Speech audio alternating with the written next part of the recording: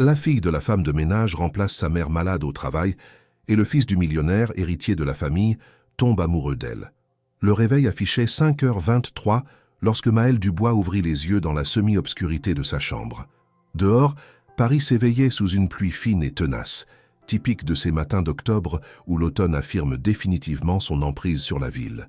Les gouttes tambourinaient contre la fenêtre de leur appartement du 19e arrondissement, créant une mélodie monotone qui accompagnait le réveil quotidien de la jeune femme depuis des années. Elle resta immobile quelques secondes, écoutant les bruits familiers de leur immeuble, le voisin du dessus qui traînait ses pantoufles sur le parquet grinçant, la tuyauterie qui ronronnait dans les murs, le lointain grondement du métro ligne 7 qui circulait déjà. Leur appartement, un 2 pièces de 42 mètres carrés situé au 4e étage sans ascenseur, était modeste mais impeccablement tenu.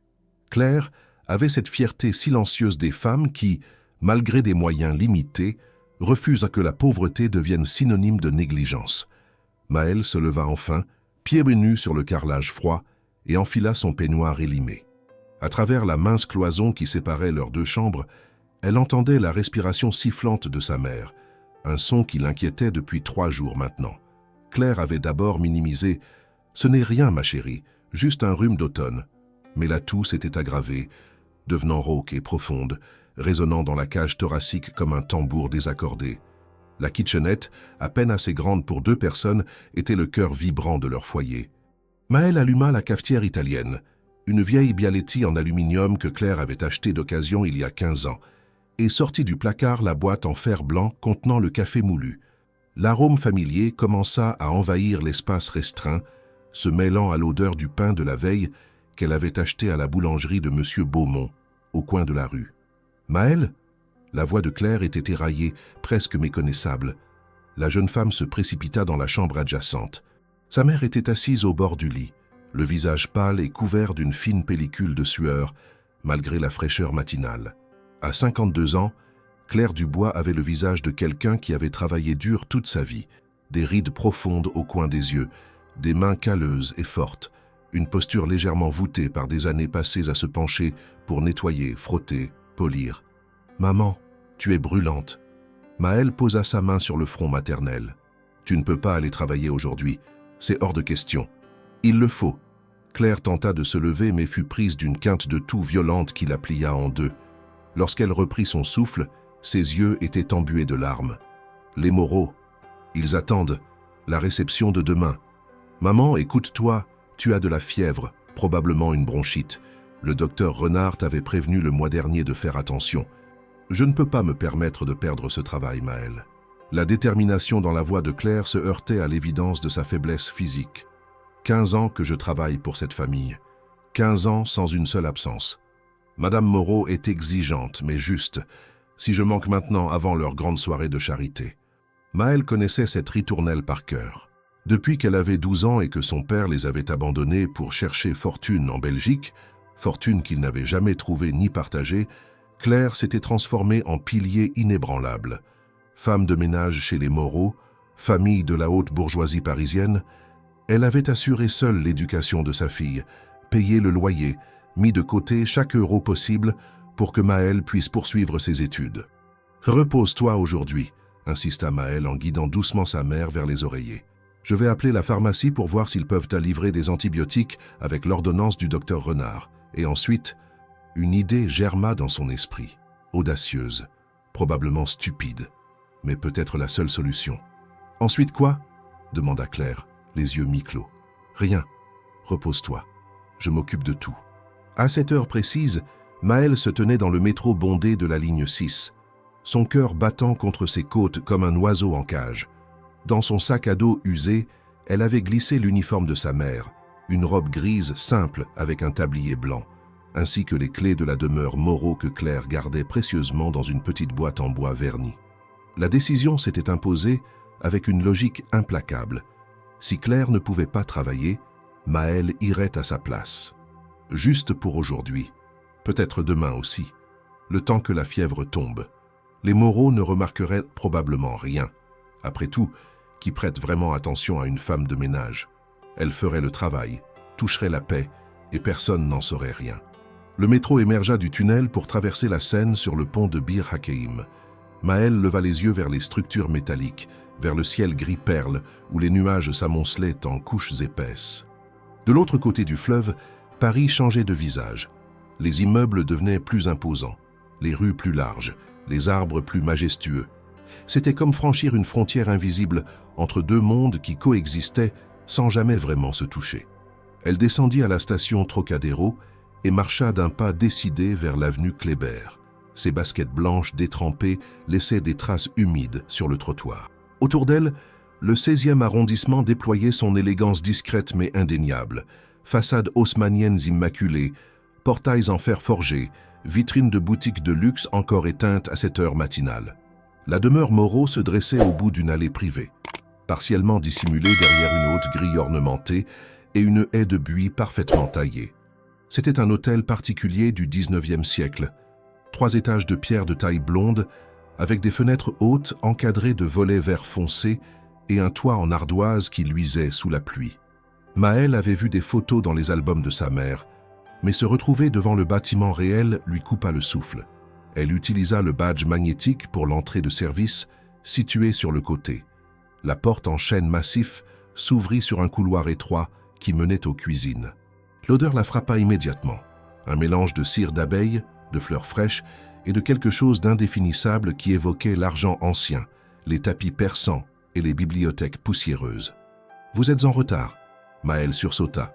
Une femme d'une 40aine d'années, vêtue d'un tailleur noir impeccable, se tenait dans l'embrasure de la porte menant au hall principal. Ses cheveux châtains étaient tirés en un chignon strict et ses yeux gris évaluaient Maël avec une froideur professionnelle. « Excusez-moi. Le métro. Claire est toujours ponctuelle. » La femme fronça les sourcils. « Et vous n'êtes pas Claire ?» Le cœur de Maël manqua un battement. « Je suis sa fille. Maël. Ma mère est souffrante, alors je la remplace pour aujourd'hui. Juste aujourd'hui. » Un long silence s'étira. La femme, Camille Rousseau, assistante personnelle de Madame Moreau, comme Maël le découvrirait plus tard, la détailla de la tête aux pieds avec une expression indéchiffrable. « Madame Moreau n'aime pas les imprévus, finit-elle par dire. Mais, puisque vous êtes là, le grand salon doit être impeccable pour la réception de demain soir. Les argenteries doivent être polies. La bibliothèque a besoin d'un dépoussiérage complet. Vous connaissez les standards de votre mère, j'imagine ? » « Oui, madame. Bien, les produits sont dans la réserve au sous-sol, ne touchez à rien de personnel. Ne vous aventurez pas dans les chambres privées sans autorisation. Et surtout, » Camille se pencha légèrement vers elle, « restez invisible. C'est la règle fondamentale dans cette maison. » Le grand salon était une cathédrale de luxe discret. Un plafond à 3 mètres de hauteur orné de moulures dorées, un immense lustre en cristal de Bohême, des rideaux de velours bordeaux encadrant des fenêtres qui donnaient sur un jardin privé où des statues grecques se dressaient entre des parterres de roses tardives. Maël avança sur le parquet en chêne massif, ses pas étouffés par un tapis d'Orient aux motifs complexes, et resta figé quelques secondes, submergé par la beauté froide des lieux. Claire lui avait décrit cet espace des dizaines de fois, mais aucune description ne pouvait capturer l'atmosphère particulière qui y régnait, ce mélange d'histoire, de pouvoir et d'une solitude presque palpable. Sur les murs lambrissés de bois sombre, des portraits d'ancêtres Moreau observèrent la pièce avec des expressions sévères. Un piano à queue Steinway noir occupait un coin, sa surface si brillante qu'elle reflétait la lumière grise du matin. Elle commença par les vitrines contenant l'argenterie, candélabres, plateaux, couverts anciens gravés aux armoiries de la famille. Chaque pièce devait être sortie délicatement, polie avec un produit spécial, puis replacée exactement à sa position initiale. Claire avait insisté sur ce détail. Madame Moreau remarque tout. Si un objet est déplacé d'1 centimètre, elle le voit. Maël travaillait avec une concentration féroce, essayant d'ignorer le poids du regard des portraits, la sensation d'être une intruse dans un monde qui n'était pas le sien. De temps en temps, elle entendait des voix étouffées venant d'autres parties de la maison. Le chef cuisinier qui s'affairait dans la cuisine, la gouvernante qui donnait des instructions à quelqu'un, le son métallique d'un téléphone qui sonnait au loin. « Excusez-moi, vous êtes nouvelle ?» La voix masculine la fit pivoter si brusquement qu'elle faillit lâcher le candélabre qu'elle tenait. Un homme se tenait dans l'embrasure de la porte, grand, probablement au début de la trentaine, vêtu d'un costume gris anthracite, impeccablement coupé, mais dont il avait desserré la cravate. Ses cheveux châtains étaient légèrement ébouriffés, comme s'il avait passé sa main dedans à plusieurs reprises, et ses yeux, d'un brun doré inhabituel, fixaient Maël avec une curiosité non dissimulée. « Gerson, oui. Enfin, non. Je remplace ma mère temporairement. » Il s'avança dans la pièce avec une aisance qui trahissait des années de familiarité avec ces lieux. « Votre mère? Claire? Oui. Elle est malade. Juste quelques jours. » L'homme hocha la tête lentement, continuant de l'observer d'une manière qui mit Maël mal à l'aise. Ce n'était pas le regard hautain qu'elle avait anticipé de la part d'un membre de la famille Moreau. C'était quelque chose de plus complexe, une évaluation intelligente mêlée à quelque chose qui ressemblait presque à de l'intérêt. « Je suis Théo. Théo Moreau. » Il tendit la main, geste si inattendu que Maël resta figé pendant 2 secondes avant de la serrer brièvement. Sa paume était chaude, sa poignée ferme sans être écrasante. Maël Dubois. Maël. Il répéta le prénom comme s'il en testait la sonorité. C'est joli, breton. Ma grand-mère était de Bretagne. Un silence s'installa, pas tout à fait confortable, chargé d'une tension indéfinissable. Théo observait le candélabre qu'elle tenait toujours, puis son regard glissa vers le chiffon de polissage, vers l'uniforme trop grand qui flottait autour de sa silhouette mince. « Vous étudiez » demanda-t-il soudainement. La question l'a pris au dépourvu. « J'ai arrêté après le bac. Pour travailler. » Dommage. Il y avait quelque chose de sincère dans son ton dépourvu de condescendance. « Votre mère parle toujours de vous avec beaucoup de fierté. Elle dit que vous êtes brillante. » Maël sentit ses joues chauffer. Elle exagère. Les mères ont rarement tort sur ce genre de choses. Théo glissa ses mains dans ses poches, une posture décontractée qui contrastait avec la rigidité de son costume. « Je viens de rentrer de Londres. 3 ans là-bas. La City, les banques d'investissement, tout le cirque. Mon père a décidé qu'il était temps que je revienne pour, comment dit-il déjà, assumer mes responsabilités dynastiques. » Pourquoi lui racontait-il cela? Maël ne savait pas comment réagir, tiraillé entre l'envie de poursuivre cette conversation étrangement naturelle et la conscience aiguë de sa position dans cette maison. « Je devrais retourner au travail, » murmura-t-elle finalement. « Bien sûr, je ne voulais pas vous déranger. » Mais il ne bougea pas immédiatement. « La bibliothèque est à l'étage. Si vous avez besoin de quelque chose, n'hésitez pas. » Il sortit, laissant derrière lui une légère odeur de Cologne coûteuse et de café noir. Maël resta immobile pendant un long moment, le candélabre serré entre ses mains tremblantes, essayant de comprendre ce qui venait de se passer et pourquoi son cœur battait si fort. L'après-midi déclinait déjà lorsque Maël gravit l'escalier monumental menant au premier étage. Les marches en marbre blanc étaient recouvertes d'un tapis cramoisi, maintenu par des barres en cuivre.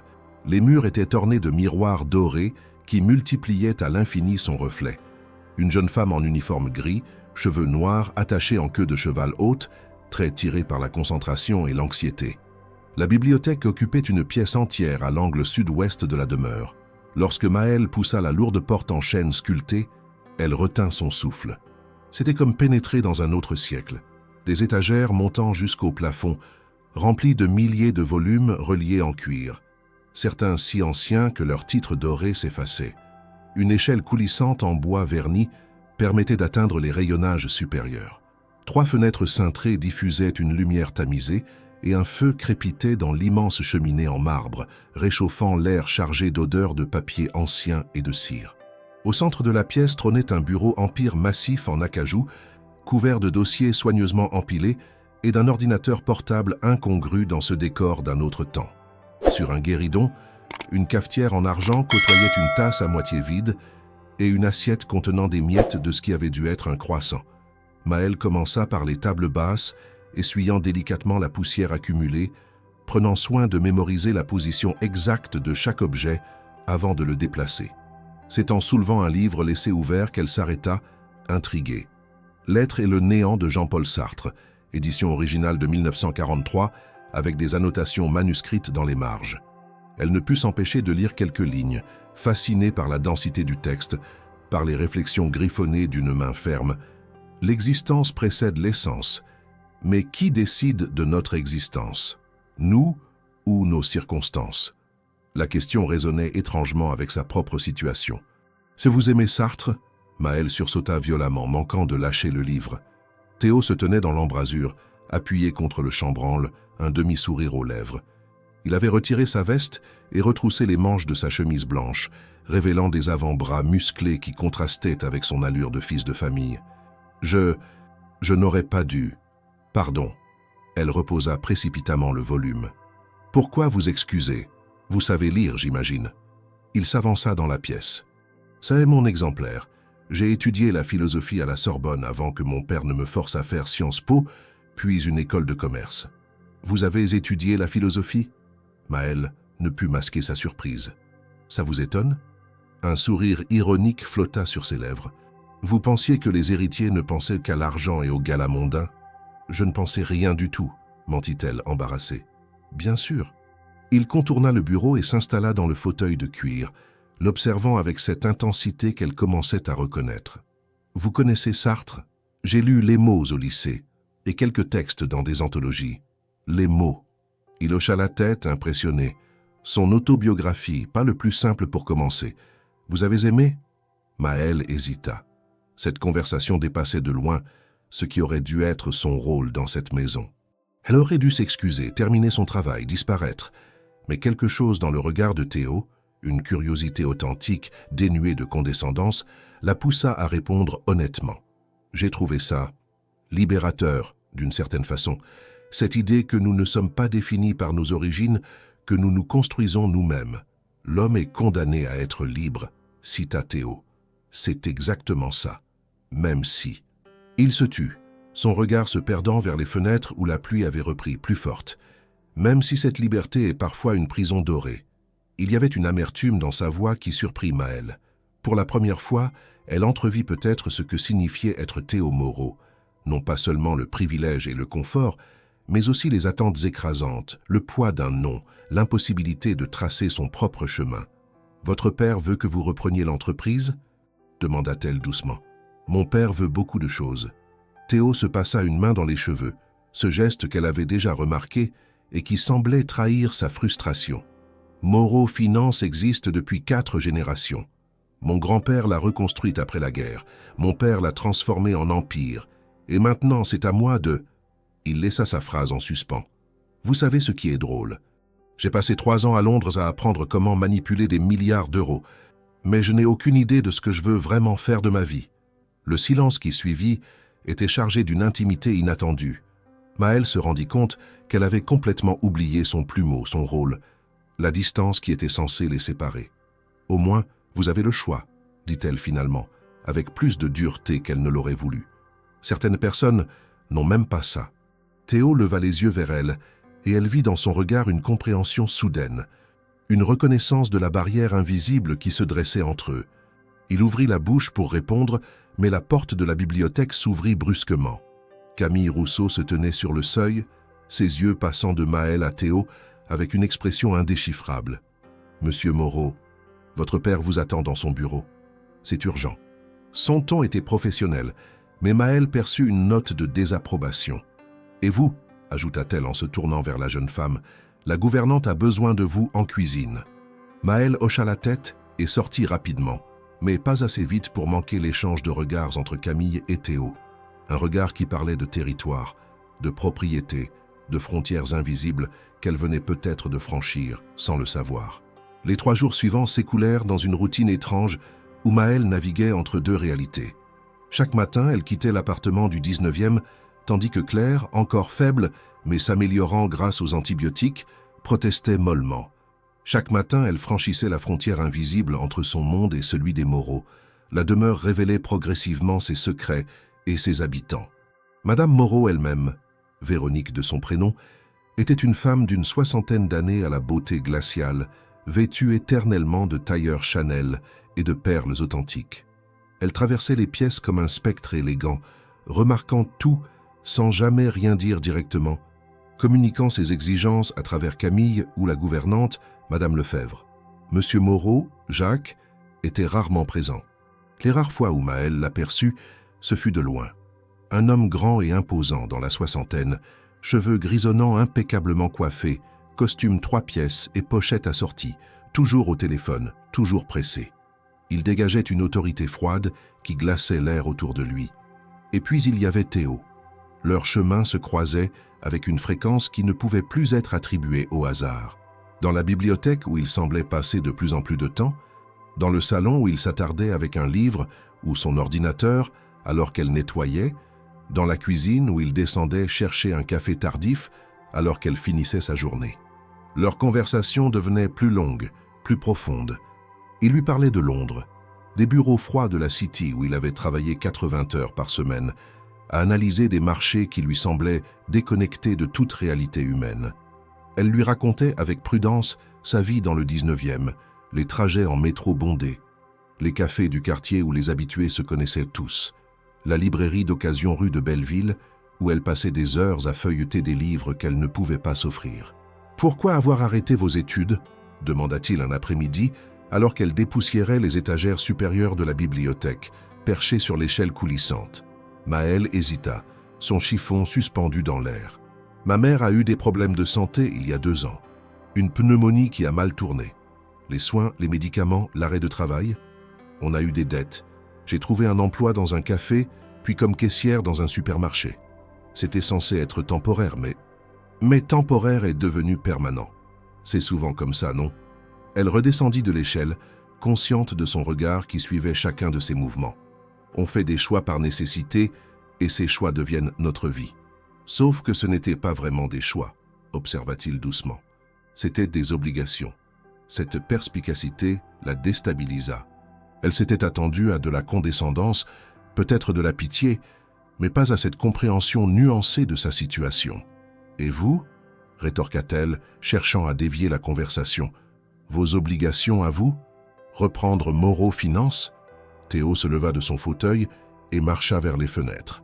La pluie avait cessé, laissant place à un ciel d'un gris perlé où perçaient quelques rayons de soleil obliques. Le jardin en contrebas brillait d'humidité.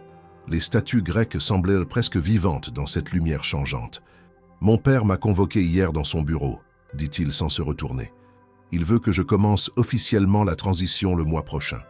Réunion avec les actionnaires, présentation aux partenaires internationaux, tout le protocole.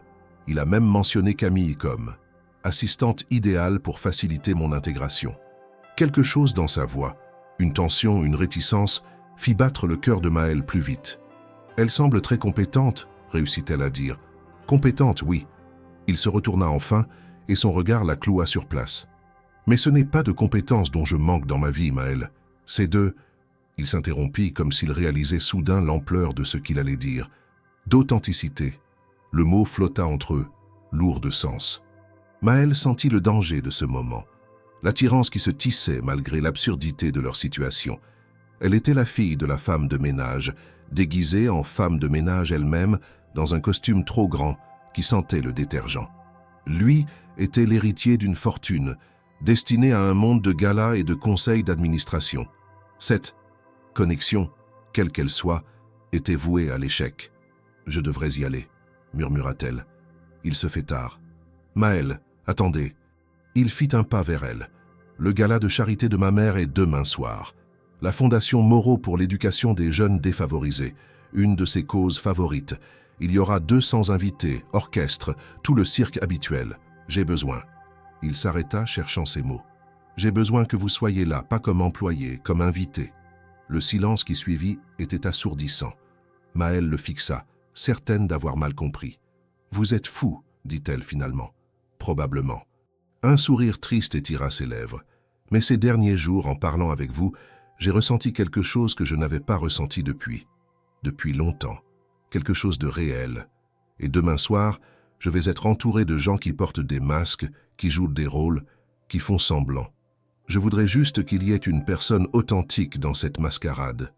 Théo. » Le prénom lui échappa avant qu'elle puisse se retenir. « Je ne peux pas. C'est impossible. Votre famille, les invités. Si quelqu'un découvre qui je suis vraiment. Qui vous êtes vraiment, c'est quelqu'un d'intelligent, cultivé et honnête. Le reste n'est que des étiquettes. Les étiquettes comptent dans votre monde. Alors peut-être que c'est mon monde qui a tort. » La porte de la bibliothèque s'ouvrit une nouvelle fois.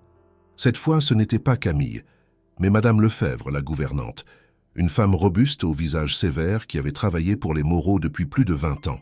« Mademoiselle Dubois, votre mère vient de téléphoner. Elle dit qu'elle se sent mieux et reprendra demain. Vous êtes libre de partir maintenant. » Le ton ne laissait place à aucune discussion. Maëlle hocha la tête et sortit rapidement, emportant avec elle le poids du regard de Théo et l'écho de son invitation impossible. Le métro du retour était bondé, empli de travailleurs épuisés rentrant chez eux après une longue journée. Maëlle se tenait debout, agrippée à la barre centrale, ballottée par les soubresauts du wagon, mais son esprit était ailleurs, dans une bibliothèque au plafond haut, face à un homme qui remettait en question toutes ses certitudes. Claire l'attendait dans la cuisine, assise à la petite table, une tasse de tisane fumante entre les mains. Elle avait repris des couleurs, mais ses yeux restaient creusés de fatigue. « Alors ?» demanda-t-elle lorsque Maëlle entra. « Comment ça s'est passé ?»« Bien, tout est prêt pour demain. » La jeune femme évita le regard de sa mère, suspendit sa veste au porte-manteau. « Tu te sens vraiment mieux ?»« Beaucoup mieux. Ces antibiotiques ont fait des miracles. » Claire but une gorgée de tisane. « Madame Lefebvre m'a dit que tu as fait un travail excellent. Même Madame Moreau a fait un commentaire positif, ce qui, venant d'elle, équivaut à une standing ovation. » Maëlle sourit faiblement et s'assit en face de sa mère. Le silence s'étira, confortable et familier, rempli des bruits de l'immeuble qui se préparait pour la nuit. « Maëlle, » commença Claire doucement, « est-ce qu'il s'est passé quelque chose là-bas? Tu as l'air différente. »« Non, rien, juste fatiguée. » Mais Claire Dubois n'était pas dupe. Elle connaissait sa fille mieux que quiconque. « Tu as rencontré Théo Moreau, n'est-ce pas ?» Le prénom, prononcé à voix haute dans leur petite cuisine, semblait incongru comme un objet précieux déplacé. « Je l'ai croisé quelquefois. Il était poli. »« Maëlle. » Le ton de Claire était devenu sérieux. « Écoute-moi bien. Je travaille pour cette famille depuis 15 ans. Je les connais. Théo est différent des autres. Plus humain, plus sensible. Mais ça ne change rien au fait qu'il vit dans un monde qui n'est pas le nôtre. Un monde où les gens comme nous sommes, invisibles, utiles, mais invisibles. Je sais, maman. Je ne suis pas sûr que tu saches. » Claire posa sa main sur celle de sa fille. « Quand j'avais ton âge, j'ai travaillé pour une famille similaire. Le fils m'a remarqué. Il disait des choses gentilles, s'intéressait à ma vie. J'ai cru que peut-être. » Elle secoua la tête. Et puis ses parents ont organisé ses fiançailles avec la fille d'un industriel. Il ne m'a même pas regardé lors de la réception. J'étais juste la domestique. Maëlle serra la main de sa mère, sentant le poids de cette vieille blessure. « Ce n'est pas pareil, » murmura-t-elle sans vraiment y croire. « Peut-être. Ou peut-être que l'histoire se répète toujours. » Claire se leva, rinça sa tasse dans l'évier. « Je reprends demain. Tu retournes à ton vrai travail. » Et on oublie ces quelques jours comme s'ils n'avaient jamais existé. Mais alors que Maëlle se couchait ce soir-là, dans sa petite chambre où la lumière des réverbères filtrait à travers les rideaux fins, elle savait que ces quelques jours ne pourraient jamais être oubliés. Ils avaient ouvert une brèche dans sa vision du monde, dans sa compréhension de ce qui était possible. Et quelque part dans une demeure du 16e arrondissement, peut-être qu'un homme aux yeux dorés pensait exactement la même chose. Le café Le Petit Matin se nichait à l'angle de la rue de Belleville et de la rue du Faubourg du Temple, un établissement modeste aux murs jaunis par des décennies de fumée de cigarettes et de vapeur de café.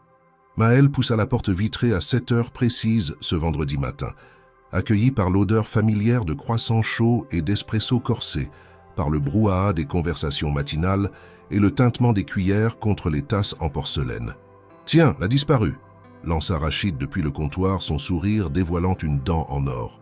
Le patron du Petit Matin était un Algérien de 55 ans qui avait acheté le café avec ses économies de 20 ans de travail. « Ta mère va mieux ?»« Beaucoup mieux, merci. » Maëlle enfila son tablier noir et rejoignit son poste derrière le zinc. « Désolé pour l'absence. »« T'inquiète pas, Leïla m'a aidé, mais elle casse 2 tasses pour une servie, celle-là. » Il rit de bon cœur. « Allez, les clients attendent.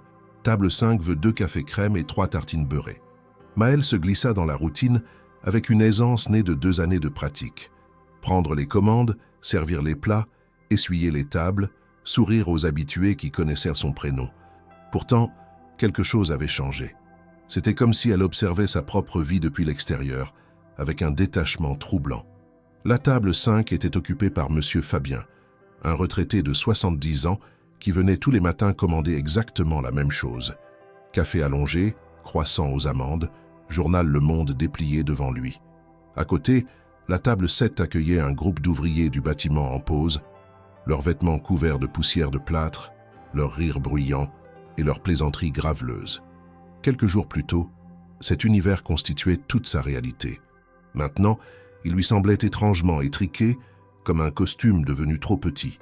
Elle pensait au haut plafond de la bibliothèque Moreau, aux conversations sur Sartre, au regard doré de Théo qui la voyait, vraiment la voyait, d'une manière que personne n'avait fait depuis longtemps. « Maëlle, tu rêves ou quoi ?» La voix de Rachid la ramena brutalement au présent. Le monsieur de la table 12 attend sa note depuis 5 minutes. Elle s'excusa et se précipita, mais le malaise persistait. Comment pouvait-on revenir à sa vie d'avant après avoir entrevu un monde si différent? Comment pouvait-on se satisfaire de l'ordinaire après avoir goûté à l'extraordinaire? « Tu as l'air ailleurs », observa Leïla pendant la pause de midi. Elles s'étaient installées à la petite table du fond, près de la cuisine, partageant un sandwich jambon-beurre et une canette de Orangina. Leïla, 22 ans, étudiante en droit à Paris-Nanterre, travaillait au café pour payer ses études. « Ça va? Je suis juste fatiguée. »« Ouais, c'est ça. » Leïla mordit dans son sandwich, l'observant avec une perspicacité dérangeante. « Tu sais ce qui est dangereux? Commencer à vouloir quelque chose qu'on ne peut pas avoir, ça rend malheureux. » Maëlle ne répondit pas, mais les mots résonnèrent dans son esprit le reste de la journée. La demeure Moreau bourdonnait d'activités fébriles ce vendredi après-midi. Claire était revenue, les joues encore pâles mais déterminées, supervisant les préparatifs finaux pour le gala du soir. Des fleuristes transformaient le hall d'entrée en jardin de roses blanches et de pivoines roses. Des traiteurs en veste blanche s'affairaient dans la cuisine, préparant canapés au foie gras, verrines de saumon fumé et millefeuilles miniatures. Un quartet de musiciens répétait dans le grand salon, les notes de Debussy flottant dans l'air chargé de tension et d'anticipation. Madame Moreau traversait les pièces, tel un général inspectant ses troupes, pointant du doigt un arrangement floral légèrement de travers, une nappe qui présentait un pli imperceptible, un verre qui portait une trace de doigt. Camille Rousseau la suivait comme une ombre, iPad en main, cochant des éléments sur sa liste interminable. Claire nettoyait le grand escalier, à genoux sur les marches de marbre, son regard perdu dans ses pensées. Elle avait remarqué quelque chose chez Maëlle ce matin, une distraction, une mélancolie qu'elle n'avait jamais vue auparavant, et cela l'inquiétait profondément. « Claire !» Madame Lefebvre apparut en haut de l'escalier. « Madame Moreau veut que la bibliothèque soit impeccable. Monsieur Théo y recevra des investisseurs après le dîner. J'y vais tout de suite. » La bibliothèque était vide lorsqu'elle y entra, mais elle trouva sur le bureau un livre ouvert, L'être et le néant, avec une annotation récente dans la marge. Peut-on vraiment choisir librement quand le monde entier attend de vous que vous suiviez un chemin tracé? L'écriture était celle de Théo. Claire referma délicatement le livre, son inquiétude se transformant en certitude. Quelque chose s'était passé entre son fils d'employeur et sa fille. Quelque chose qui ne pouvait mener nulle part sauf au désastre. Pendant ce temps, dans son bureau au 2e étage, Théo fixait son téléphone portable depuis 10 minutes, le pouce suspendu au-dessus de l'écran. Il avait obtenu le numéro de Maëlle auprès de Madame Lefebvre, sous prétexte d'avoir besoin de contacter Claire en cas d'urgence. Maintenant, il hésitait.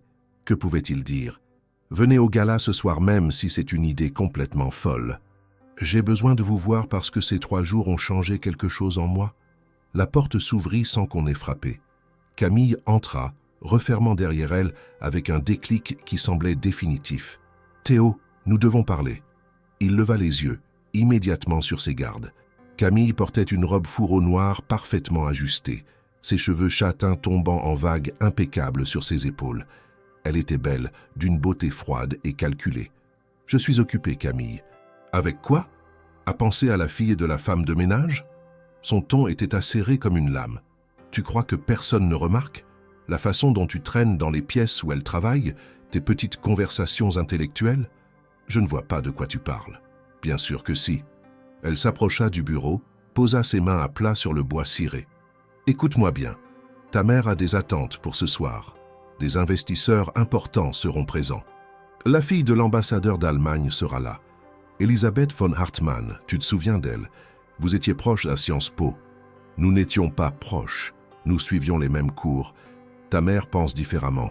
Elle a organisé toute une table autour de vous deux. » Camille se redressa, lissa sa robe. « Alors je te conseille de laisser tomber tes fantasmes romantiques sur une fille qui n'est même pas de notre monde et de te concentrer sur ton avenir réel. »« Mon avenir réel », répéta Théo lentement. « Celui que tout le monde a décidé pour moi sans jamais me demander mon avis. Celui qui te permet de vivre dans cette demeure, de porter des costumes à 3000 € et de philosopher sur le sens de la vie sans te soucier de comment payer ton loyer. » La voix de Camille était devenue cassante. « Tu veux savoir ce qui est réel, Théo? C'est que cette fille vit dans un 2 pièces du 19e, qu'elle sert des cafés pour survivre, et que ta petite conversation intellectuelle de 3 jours ne changera rien à ça. » Le silence qui suivit était chargé de rage contenue. Théo se leva lentement, contourna le bureau et se planta devant Camille, si proche qu'elle dut lever les yeux pour soutenir son regard. « Sors de mon bureau, » dit-il d'une voix basse et dangereuse. « Maintenant. » Pour la première fois, Camille sembla déstabilisée. Elle recula d'un pas, puis de 2, avant de tourner les talons et de quitter la pièce avec ce qui restait de sa dignité. Dès qu'elle fut partie, Théo saisit son téléphone et composa le numéro avant de pouvoir changer d'avis. Maëlle était en train de nettoyer le comptoir du café lorsque son téléphone vibra dans la poche de son tablier. Numéro inconnu. Elle hésita, puis décrocha. « Allô ? Maëlle, c'est Théo. » Son cœur fit un bond dans sa poitrine. Autour d'elle, le café continuait son ballet habituel. Rachid qui préparait des cafés, Leïla qui servait des tables, les clients qui bavardaient, mais soudain, tout lui sembla appartenir à une autre dimension. « Comment avez-vous eu mon numéro ? » ?»« Ce n'est pas important. » Il marqua une pause. « Écoutez, je sais que c'est fou, je sais que vous avez dit non. Mais le gala est ce soir et j'ai besoin que vous soyez là. » « Théo, on a déjà eu cette conversation. Je sais, mais laissez-moi finir. » Sa voix était urgente, presque désespérée. « Ce n'est pas juste une soirée mondaine pour moi, c'est le début de ma nouvelle vie, celle que mon père a planifiée dans les moindres détails.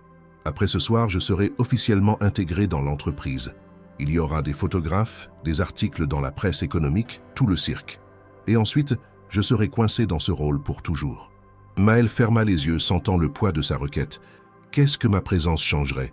Tout, rien. Un rire amer. Je ne sais pas. Mais ces 3 jours où vous étiez là, c'était la première fois depuis des années que je me sentais réel. Pas le fils Moreau, pas l'héritier, pas le pion dans les stratégies familiales. Juste moi. Je sers des cafés jusqu'à 19h. Le gala commence à 20h. Je peux envoyer une voiture. Je n'ai rien à me mettre pour ce genre d'événement. J'ai pensé à ça. Il hésita. Ma mère a des dizaines de robes qu'elle ne porte plus, entreposées dans une annexe. Je peux faire en sorte qu'on vous en apporte quelques-unes. C'était de la folie, pure et simple folie. Maëlle ouvrit la bouche pour refuser, pour mettre fin à cette conversation et à tout ce qu'elle impliquait. Mais les mots qui sortirent furent différents. D'accord. Le silence à l'autre bout du fil était si profond qu'elle crut qu'il avait raccroché. Vous, vraiment. Je n'arrive pas à croire que j'accepte, mais oui. Elle rit nerveusement. Je vais probablement le regretter. Merci. La gratitude dans sa voix était palpable. Je vous envoie l'adresse où récupérer la robe. 19h30. La voiture vous attendra à 20h moins le quart. Après avoir raccroché, Maëlle resta immobile pendant un long moment. Le téléphone serré dans sa main tremblante, consciente qu'elle venait de franchir une ligne invisible qui changerait tout. L'adresse que Théo avait envoyée menait à un petit atelier de couture dans le Marais, niché dans une cour pavée du XVIIe siècle. Maëlle poussa la porte vitrée et découvrit un espace rempli de mannequins, de rouleaux de tissu et de machines à coudre vintage. Une femme d'une 60aine d'années, lunettes perchées sur le nez, se leva d'un bureau encombré. « Mademoiselle Dubois. »« Oui, je suis Geneviève. Monsieur Théo m'a demandé de vous aider. » Son sourire était chaleureux, dépourvu de jugement. « Venez, j'ai sélectionné quelques pièces qui devraient vous aller. » Dans l'arrière-boutique, 3 robes étaient suspendues sur un portant. Une bleue électrique en soie, une noire classique avec un décolleté vertigineux et une 3e couleur ivoire, simple mais d'une élégance intemporelle, avec des bretelles fines et une jupe fluide qui tombait jusqu'aux chevilles. « Essayez celle-ci, » suggéra Geneviève, en désignant la robe ivoire. « Je pense qu'elle vous ira à merveille. » Maëlle se changea derrière un paravent japonais. Le tissu glissa sur sa peau comme de l'eau fraîche. de la soie authentique, si légère qu'elle semblait peser rien. Lorsqu'elle sortit, Geneviève émit un petit sifflement admiratif. Parfait, juste quelques ajustements aux épaules.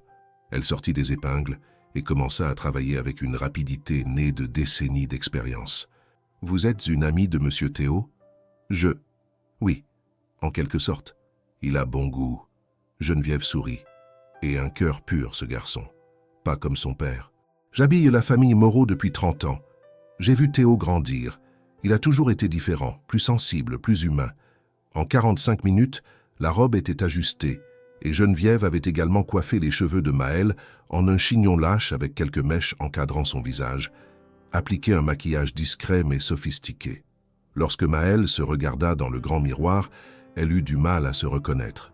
Ce n'était pas seulement la robe ou le maquillage. C'était quelque chose dans son port, dans son regard. Elle avait l'air, à sa place, comme si cette version d'elle-même avait toujours existé, attendant simplement le bon moment pour émerger. La voiture, une Mercedes noire avec chauffeur, l'attendait à l'extérieur. Pendant le trajet vers le 16e arrondissement, Maël sentit son anxiété monter progressivement. Qu'était-elle en train de faire? Elle allait se présenter à un gala mondain, entourée de gens qui dépensaient en une soirée ce qu'elle gagnait en 6 mois. Et si quelqu'un la reconnaissait? Et si Camille révélait tout? La voiture s'arrêta devant la grille des Moreau. La demeure était illuminée comme un palais, chaque fenêtre brillant dans la nuit, des lampions disposés dans les jardins, créant une atmosphère féerique. Des voituriers en livrée ouvrirent les portières de limousines et de voitures de sport. Des femmes en robe haute couture et hommes en smoking gravissèrent les marches du perron. « Mademoiselle, nous sommes arrivés. » Maël prit une profonde inspiration et sortit de la voiture.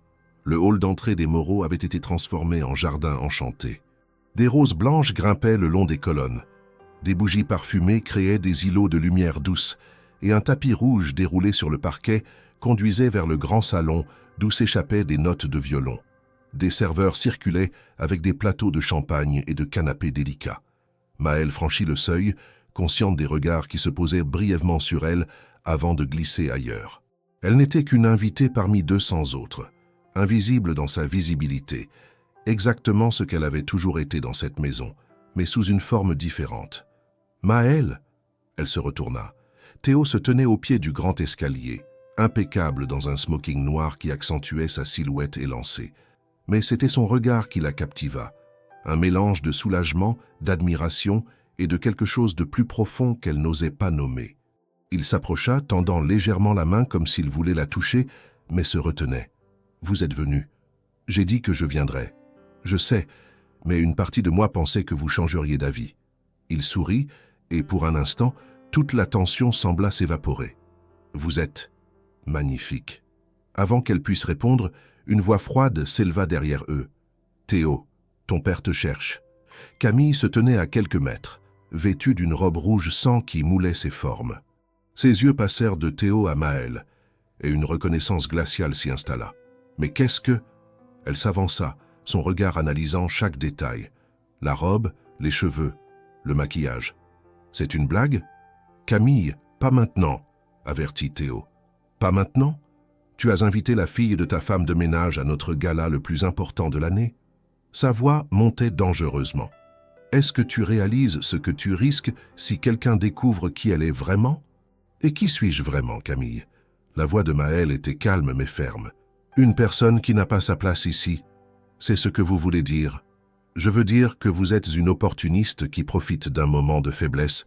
Ça suffit. » Théo s'interposa physiquement entre les deux femmes. « Maël est mon invité. Si tu as un problème avec ça, c'est ton problème, pas le sien. » Un silence tendu s'installa, attirant l'attention de quelques invités proches. Camille réalisa qu'elle était en train de créer une scène et se reprit avec un effort visible. « Très bien, » dit-elle d'une voix glaciale. « Mais quand tout s'effondrera, et ça s'effondrera, ne dis pas que je ne t'avais pas prévenu. » Elle tourna les talons et disparut dans la foule, laissant derrière elle un sillage de parfums coûteux et de menaces voilées. « Je suis désolé, » murmura Théo. « Ce n'est rien. » Mais le cœur de Maël battait follement. Peut-être qu'elle a raison. Peut-être que je ne devrais pas être ici. Vous avez autant le droit d'être ici que n'importe qui. Il prit doucement son bras. Venez, je veux vous présenter quelqu'un. Il la guida à travers le salon bondé, naviguant entre les groupes de conversation, les éclats de rire mondains et les regards curieux. Ils s'arrêtèrent devant un couple âgé, lui, imposant avec une moustache blanche soignée, elle, élégante dans une robe de soie verte. « Ambassadeur Mercier, Madame Mercier, permettez-moi de vous présenter Maëlle Dubois, une amie très chère. » Les présentations se déroulèrent avec une fluidité qui surprit Maëlle. L'ambassadeur parla de son travail aux Nations Unies. Sa femme évoqua une exposition d'art contemporain qu'elle organisait. Théo guida la conversation avec aisance, incluant naturellement Maëlle, lui permettant de s'exprimer sur ses lectures, ses observations sur la ville. « Vous avez une perspective rafraîchissante, mademoiselle Dubois », observa Madame Mercier, si différente de la jeunesse dorée habituelle de ces événements. Maëlle sourit poliment, mais sentit le danger dans le compliment, cette ligne fine entre être intéressante et être exposée. « Théo !» Une voix masculine autoritaire coupa court à la conversation. Monsieur Jacques Moreau se frayait un chemin vers eux, son visage sévère illuminé par les lustres. Il portait un smoking immaculé, une légion d'honneur épinglée sur son revers. « Père !» Théo se tendit imperceptiblement. « Les investisseurs allemands sont arrivés. J'ai besoin que tu me rejoignes immédiatement pour les présentations officielles. » Son regard glissa brièvement vers Maëlle, la jaugeant en une fraction de seconde, avec le détachement de quelqu'un qui évalue un objet sans importance. « Et tu devras t'excuser auprès d'Elisabeth von Hartmann. Elle t'attend depuis 20 minutes. J'arrive dans un instant. Maintenant, Théo. » Le ton ne laissait place à aucune négociation. Théo se tourna vers Maëlle, une excuse muette dans les yeux. « Je reviens très vite. Promis. » Il s'éloigna avec son père, et Maëlle se retrouva seule au milieu d'un océan d'inconnus. Elle saisit une coupe de champagne sur le plateau d'un serveur passant et se dirigea vers les fenêtres donnant sur le jardin, cherchant un moment de répit. « Vous êtes nouvelle dans notre cercle. » Maëlle se retourna. Une jeune femme blonde, magnifique dans une robe argentée, se tenait à côté d'elle. Elle avait ce type de beauté aristocratique, très fin, port altier, un diamant discret, mais probablement hors de prix autour du cou. « Elisabeth von Hartmann », se présenta-t-elle en tendant une main parfaitement manucurée. « Et vous êtes » Maëlle Dubois. « Dubois ». Elisabeth répéta le nom, comme si elle cherchait à le placer. « Je ne crois pas connaître cette famille. Vous venez de quelle région ?»« Paris, le 19e. » Un léger froncement de sourcils. « Le 19e, comme c'est, original. » Son sourire était poli mais froid. « Et vous connaissez Théo depuis longtemps ?»« Quelques jours seulement. »« Quelques jours. » Elisabeth but une gorgée de champagne. « Et pourtant, il vous a invité à l'événement le plus important de l'année pour sa famille. C'est intéressant. » Le sous-entendu était clair. Maëlle sentit ses défenses s'ériger. « Nous avons des intérêts communs. Philosophie, littérature. Ah, une intellectuelle. » Le sourire d'Elisabeth s'élargit mais sans atteindre ses yeux. « C'est mignon. Théo a toujours eu un côté romantique.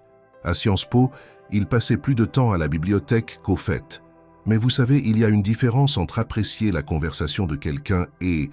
Enfin, vous comprenez ce que je veux dire. » Maëlle comprenait parfaitement.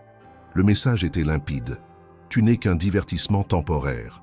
Si vous voulez bien m'excuser, dit-elle en posant sa coupe vide sur une table, je dois rejoindre quelqu'un. » Elle s'éloigna rapidement, le cœur battant, cherchant une sortie, un espace où respirer.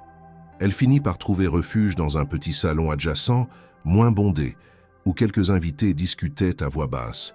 C'est là que Camille la trouva. « Vous tenez bien votre rôle, » dit Camille, en s'approchant avec la grâce menaçante d'un félin. « Mais pour combien de temps ?» Maëlle se tourna vers elle, fatiguée de ses jeux de pouvoir. « Qu'est-ce que vous voulez, Camille ?»« Ce que je veux ?» Camille rit doucement. « Je veux que vous disparaissiez avant de causer des dégâts irréparables. Vous pensez que Théo est sincère? Que cette petite aventure romantique va quelque part? Je ne sais pas, et franchement, ça ne vous regarde pas. Ça me regarde quand ça affecte cette famille. » Camille se pencha plus près, sa voix devenant un murmure venimeux. « Vous savez ce que M. Moreau ferait s'il découvrait que son fils fréquente la fille de sa femme de ménage? Il vous écraserait. Vous et votre mère perdriez tout, l'emploi, la réputation, tout. Et Théo? Il serait déshérité ou forcé de choisir entre sa famille et vous. Comment pensez-vous qu'il choisirait ?» Les mots frappèrent Maëlle comme des coups physiques. Elle savait que Camille disait la vérité. Une vérité cruelle, mais indéniable. « Alors que suggérez-vous » demanda-t-elle, sa voix plus faible qu'elle ne l'aurait voulu. « Partez maintenant. Inventez une excuse. Disparaissez de sa vie avant qu'il soit trop tard. Trop tard, pourquoi? Pour que vous puissiez avoir Théo pour vous-même? Camille tressaillit, touchée. Ce n'est pas... Bien sûr que si. Maëlle sentit une colère soudaine remplacer sa peur. Vous êtes amoureuse de lui. Vous travaillez pour cette famille depuis combien de temps? 5 ans? 6? Attendant patiemment qu'il vous remarque? Mais il ne vous a jamais vu comme ça, n'est-ce pas? Le visage de Camille se durcit. Au moins, je suis de son monde. Au moins, je peux lui offrir quelque chose au-delà de conversations philosophiques et de rêves impossibles. Et pourtant, c'est moi qui l'a invité ce soir. Le silence qui suivit fut brisé par un bruit de verre qui se brise. Les deux femmes se tournèrent vers l'entrée du salon, où Claire Dubois se tenait, figée. Un plateau renversé à ses pieds, des éclats de cristal éparpillés autour d'elle. Le temps sembla s'arrêter. Claire portait son uniforme de service, robe grise, tablier blanc immaculé. Ses yeux passèrent de Maëlle, magnifique dans sa robe ivoire, à Camille, avec son expression triomphante, puis revinrent sur sa fille, avec une expression de trahison et de désespoir qui brisa le cœur de Maëlle. « Maman, murmura-t-elle, qu'est-ce que tu fais ici ?» La voix de Claire tremblait. « Dans cette robe, avec ces gens ?» Camille eut un sourire satisfait. « Oh, mais Madame Dubois ne sait pas. Votre fille est l'invitée spéciale de Monsieur Théo ce soir. N'est-ce pas touchant ?» Claire secoua la tête lentement, comme si elle refusait de comprendre. Maëlle rentre à la maison. « Maintenant. » « Écoutez-la, » intervint Camille. « Elle sait ce qui est... Taisez-vous. » La voix de Maëlle résonna dans le petit salon, attirant l'attention de plusieurs invités. « Vous ne savez rien de moi, rien de ma vie, rien de ce que je ressens. Vous jugez, vous manipulez, vous jouez avec les sentiments des gens comme si c'était un jeu. Mais devinez quoi? Ma vie n'est pas votre terrain de jeu. » Elle se tourna vers sa mère, les larmes menaçant de déborder. « Maman, je suis désolée. Je ne voulais pas que tu l'apprennes comme ça. Mais je ne pars pas. Pas encore. » Maëlle? Mais Théo apparut soudainement à l'entrée du salon, son regard passant rapidement sur la scène. Le verre brisé, Claire en uniforme, Maëlle en larmes, Camille avec son air satisfait. « Que se passe-t-il ici ?» demanda-t-il. « Ce qui se passe, » dit une voix grave derrière lui, « c'est que nous avons un problème. » Monsieur Jacques Moreau entra dans le salon, suivi de plusieurs invités curieux. Son regard se posa sur Claire, qu'il reconnut immédiatement, puis sur Maëlle, et la compréhension se fit en une fraction de seconde. « C'est la fille de notre femme de ménage, » dit-il à voix haute, chaque mot tombant comme un couperet. « Tu as invité la fille de notre domestique à notre gala. » Le murmure des conversations s'arrêta dans toute la pièce adjacente. Les invités se tournèrent, attirés par le scandale, comme des mouches vers la lumière. Le silence qui suivit la déclaration de Jacques Moreau était assourdissant. Même la musique du quartet dans le grand salon semblait s'être tue, comme si l'orchestre lui-même retenait son souffle. Théo fit un pas en avant, se plaçant instinctivement entre son père et Maëlle. « Père, pas ici, pas maintenant. Au contraire, c'est exactement ici et maintenant que nous devons régler cette situation. » Jacques balaya la pièce du regard, conscient de l'audience qui se formait. « Mesdames et messieurs, je m'excuse pour ce contretemps. Si vous voulez bien nous excuser quelques instants. » Personne ne bougea. Le scandale était trop délicieux, trop rare dans leur vie policée. « J'ai dit que nous avions besoin d'intimité. » La voix de Jacques Moreau claqua comme un fouet. Cette fois, les invités se dispersèrent, bien qu'à regret, leurs murmures excités résonnant dans les couloirs. Seuls restèrent dans le salon Jacques et Véronique Moreau, qui étaient apparus silencieusement, Théo, Maëlle, Claire et Camille, qui observaient la scène avec une satisfaction à peine voilée. « Claire, » commença Véronique d'une voix glaciale, « ramassez ce verre brisé et retournez à vos fonctions. Nous discuterons de votre avenir dans cette maison demain matin. » « Non. » Maëlle s'avança. « C'est ma faute, pas la sienne. Elle ne savait même pas que j'étais ici. »« Votre faute ?» Jacques se tourna vers elle, et pour la première fois, Maëlle fut confrontée au plein poids de son regard, un regard qui avait brisé des empires financiers et ruiné des carrières. « Vous avez profité de quelques jours passés dans cette maison pour vous infiltrer dans la vie de mon fils.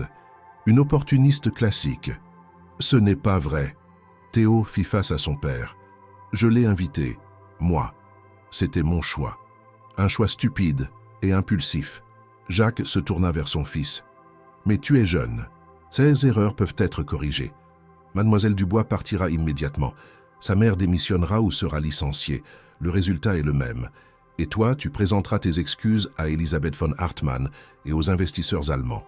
Considère cette soirée comme une leçon coûteuse sur l'importance des apparences. Non. Le mot sortit de la bouche de Théo avec une force qui surprit tout le monde, lui-même inclus. Qu'est-ce que tu as dit? J'ai dit non. Maëlle reste.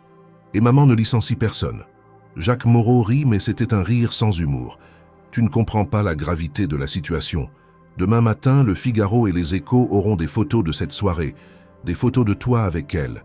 Les spéculations commenceront. Nos partenaires se poseront des questions sur ton jugement. Les actionnaires s'inquiéteront de ta capacité à diriger. Alors laisse-les s'inquiéter. Théo.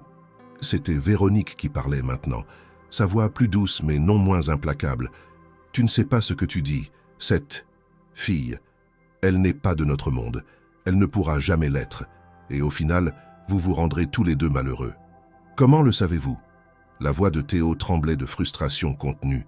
Comment pouvez-vous être si certain de ce qui me rendra heureux ou malheureux? Parce que j'ai vécu, répondit Véronique. Parce que j'ai vu des dizaines de ces histoires romantiques se terminer en désastre. L'amour ne suffit pas, Théo. Il faut des valeurs communes, un mode de vie compatible, une compréhension partagée du monde. Tout ça, ce sont des codes pour dire la même classe sociale. Exactement. Jacques avait retrouvé son calme glacial. Et tu peux trouver ça dépassé ou injuste, mais c'est la réalité. Maintenant, voici mon offre finale. Cette demoiselle part immédiatement. Sa mère garde son emploi. Et nous oublions que cette soirée catastrophique a eu lieu. Où? Il laissa le mot suspendu dans l'air. Où? Répéta Théo. Où tu continues cette folie et je te retire tout. Ton poste dans l'entreprise, ton compte en banque, ton appartement, ta voiture, tout ce qui porte le nom Moreau. Tu seras libre de vivre comme tu l'entends, mais sans notre soutien. Jacques! Véronique sembla choquée. Tu ne peux pas. Je peux et je le ferai. Il se tourna vers Maëlle. Vous voyez maintenant ce que votre présence coûte? Vous voyez le prix qu'il devra payer pour vous? Maëlle sentit le monde basculer autour d'elle. Tous les regards étaient posés sur elle. Accusateurs, curieux, pleins d'attentes.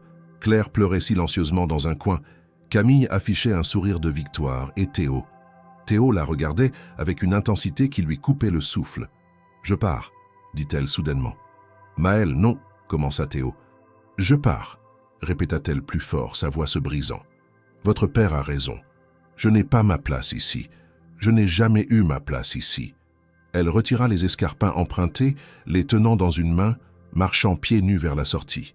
Claire voulut la suivre, mais Maëlle secoua la tête. « Reste, maman, garde ton travail. Tout ça, c'était une erreur. » Maëlle Dubois. Elle s'arrêta à la porte, sans se retourner. C'était Théo qui avait parlé. « Je vais vous raccompagner. » Non. Elle osa finalement le regarder, et ce qu'elle vit dans ses yeux faillit la briser. « Votre père vous a donné un choix, moi aussi, et je choisis de vous libérer de cette décision. » Elle sortit avant qu'il puisse répondre, traversant le hall d'entrée où les invités continuaient leur ballet mondain, inconscients du drame qui venait de se jouer. Elle descendit les marches du perron, sentant à peine le froid de la pierre sous ses pieds nus, et marcha jusqu'à l'avenue Kléber. Ce n'est que lorsqu'elle atteignit la station de métro Trocadéro qu'elle se permit de s'effondrer sur un banc, serrant contre elle les escarpins empruntés et laissant enfin couler les larmes qu'elle avait retenues. Dans la demeure Moreau, Théo fixait la porte par laquelle Maëlle avait disparu, conscient que quelque chose d'irréparable venait de se briser. Son père posa une main ferme sur son épaule. « C'est mieux ainsi, fils, tu verras. Dans quelques semaines, tu l'auras oublié. » Mais Théo savait, avec une certitude absolue et déchirante, que son père avait tort. Certaines personnes ne s'oublient jamais. Les 5 jours qui suivirent le gala furent les plus longs de la vie de Maëlle. Elle se réveillait chaque matin dans sa petite chambre du 19e, fixant le plafond fissuré, essayant de se convaincre que tout cela n'avait été qu'un rêve étrange. La bibliothèque au plafond haut, les conversations sur Sartre, le regard doré de Théo, la sensation de la soie contre sa peau, mais les escarpins empruntés posés sur sa commode, encore couverts de poussière de l'avenue Kléber, lui rappelaient que tout avait été terriblement réel. Claire avait gardé son emploi chez les Moreau, mais quelque chose s'était brisé entre la mère et la fille. Elle se parlait avec une politesse distante, évitant les sujets qui faisaient mal. Claire partait à 6 heures du matin et rentrait à 19 heures, épuisée, les traits tirés. Elle ne mentionnait jamais la demeure, ne parlait jamais de la famille. C'était comme si un mur invisible s'était dressé entre elles. Le café, le petit matin, était devenu un refuge paradoxalement douloureux. Maëlle reprit son poste avec un automatisme mécanique. Prendre les commandes, servir les cafés, essuyer les tables. Mais chaque geste lui semblait vide de sens. Elle souriait aux habitués, plaisantait avec Rachid, mais c'était comme si elle observait sa propre vie de l'extérieur, spectatrice détachée de sa propre existence. « Tu es sûr que ça va ?» demanda Leïla un après-midi pluvieux de novembre, alors qu'elles préparaient ensemble des sandwichs dans l'arrière-boutique. « Depuis une semaine, tu es ailleurs, complètement ailleurs. Je vais bien. Non, tu ne vas pas bien. » Leïla posa son couteau et se tourna vers elle. « Écoute, je ne sais pas ce qui s'est passé, mais ça te ronge de l'intérieur. Tu veux en parler ?» Maëlle hésita. Comment expliquer ce qui s'était passé? Comment mettre des mots sur cette semaine où elle avait entrevu un autre monde, où elle s'était sentie vue, vraiment vue, pour la première fois de sa vie? « J'ai rencontré quelqu'un, finit-elle par dire. Quelqu'un qui m'a fait croire que je pouvais être, plus que ce que je suis. Et c'était une illusion, une belle illusion, mais une illusion quand même. » Leïla la regarda longuement, puis la prit dans ses bras avec une force surprenante. « Tu sais ce qui est drôle. Tu dis que tu n'es que quelque chose, mais tu es déjà plus que la plupart des gens que je connais.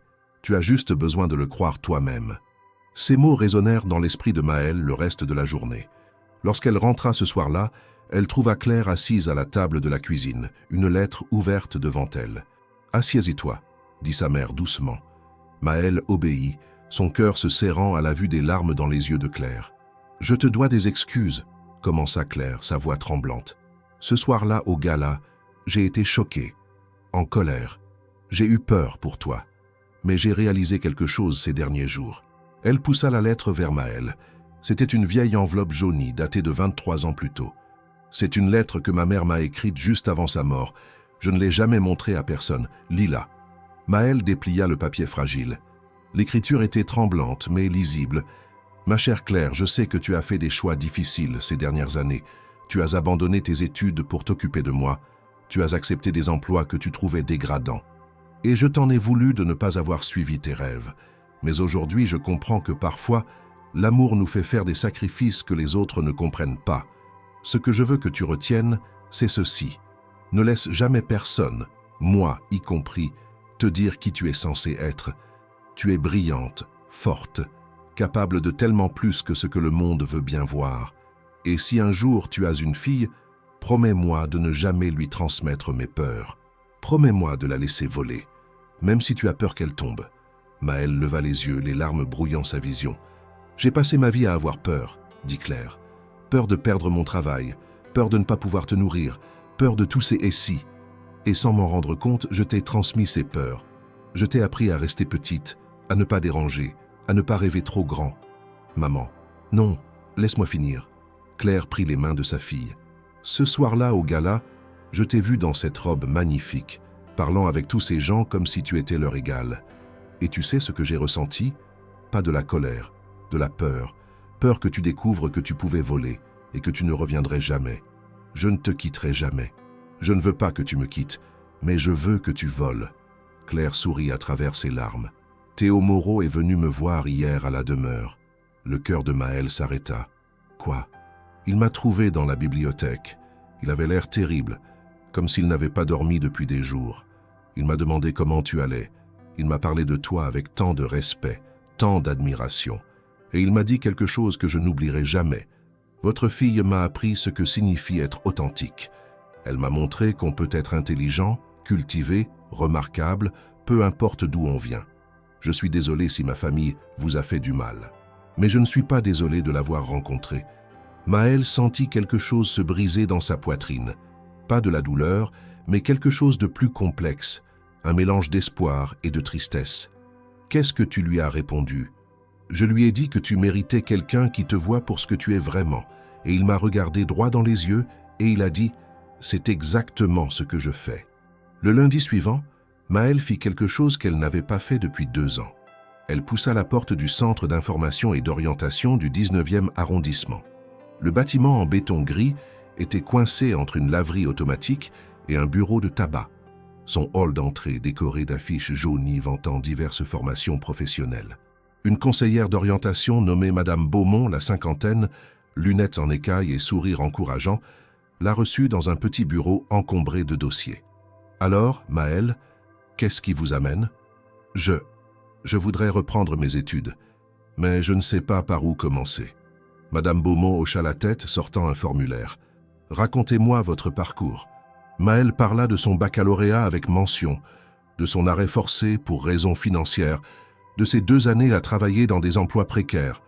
Et pour la première fois, elle parla aussi de ce qu'elle aimait vraiment, la littérature, la philosophie, l'idée de comprendre comment les gens pensent et pourquoi ils font les choix qu'ils font. « Avez-vous envisagé les sciences humaines ?» suggéra Madame Beaumont. « Psychologie, sociologie, peut-être même philosophie si vous êtes vraiment passionné ? Je ne peux pas me permettre l'université, je dois continuer à travailler. Il existe des bourses, des formations en cours du soir, des programmes d'aide pour les étudiants en reprise d'études. » Madame Beaumont sortit une brochure. L'Université Paris 8 à Saint-Denis a un excellent programme de validation des acquis.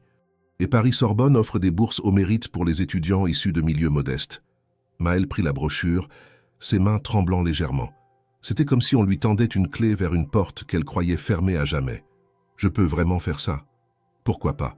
Madame Beaumont sourit. « Vous êtes jeune, motivé, vous avez un bon dossier scolaire.